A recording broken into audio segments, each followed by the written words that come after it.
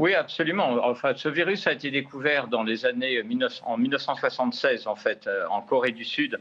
Son nom vient d'une rivière, en fait, près de laquelle a été mise en évidence des cas infectés. C'est un virus qu'on connaît bien. C'est un virus qui, dans la souche qui nous concerne aujourd'hui, donne des infections sévères, puisqu'il peut y avoir jusqu'à 30-40% de décès, et que malheureusement 3 personnes sont décédées.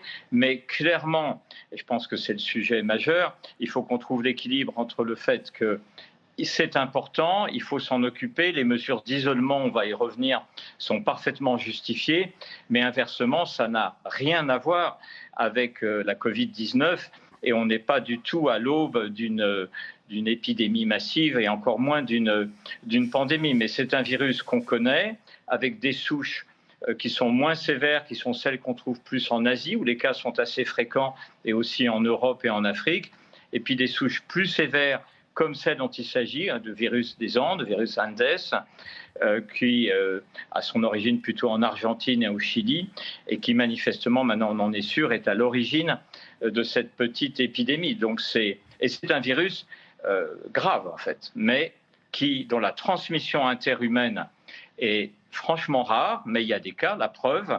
Il y avait déjà eu en 2018 une épidémie avec 34 cas, je crois, et malheureusement 11 décès, mais ça a toujours été très limité.